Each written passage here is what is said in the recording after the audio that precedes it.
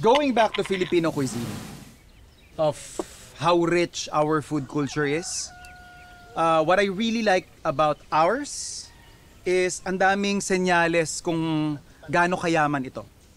We follow the season, we respect yung abundance na binibigay sa atin ng inang kalikasan, and I think ito dun sa magandang example.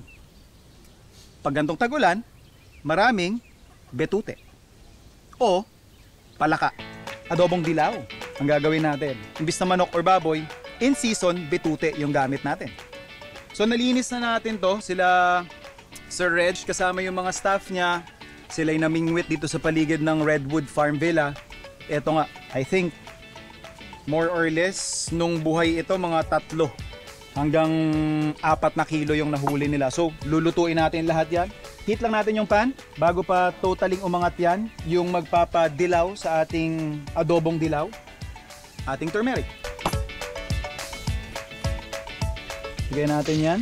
Optional. Depende kung purist kayo sa adobo na bawal may sibuyas. Ako, I don't mind. I think it actually adds more depth to your adobo dish. So maglalagay ako ng sibuyas. Na rin natin yan. And then, yung ating bawang.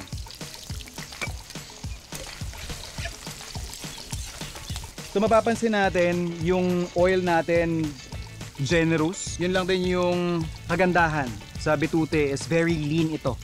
So kailangan mo ng maraming fat para mas maikalat pa natin yung flavor, lalo na medyo hindi masabaw yung gagawin nating dish.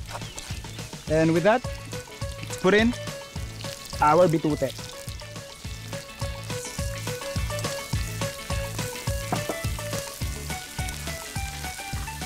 Season lang natin ng salt and pepper.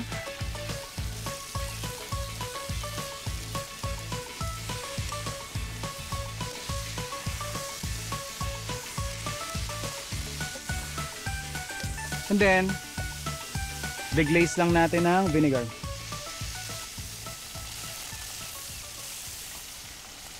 Konting water. And then, sugar. At this point, maglalagay lang din ako ng siguro mga 2 pirasong sili.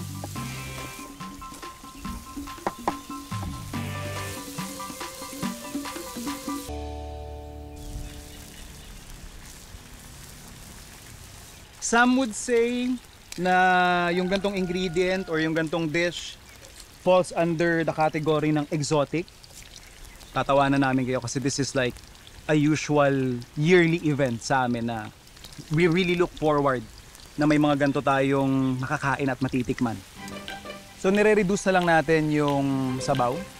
Tikman muna natin. Saktong-sakto yung touch ng turmeric. Yung nilagay nating asukal, somehow na-enhance din yung lasa niya. Hindi siya malansa. Yun yung hindi ko gets na impression ng mga tao na malansa or hindi ka aya-aya. When in fact, kung titikman mo to nang nakapikit ka, you wouldn't really know the difference kung meat lang yung pinag-uusapan natin sa isang native chicken. Alright, so nag-reduce na yung binanli nating sabaw kanina. Siguro a little bit caramelization pa. Pero, check muna natin syempre kung pwede na ba yung karne. Sa liit nito, I'm assuming pwede na.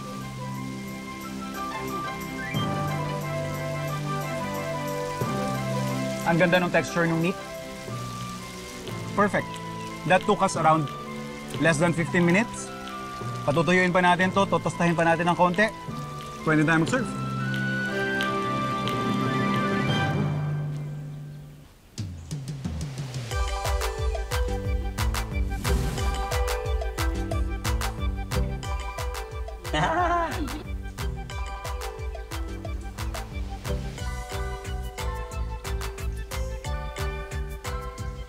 Parang manok na. Oh. Have you tried it before? No po. Alright. First timer! Yay! How's the taste, Harry? Chicken po. Chicken, right?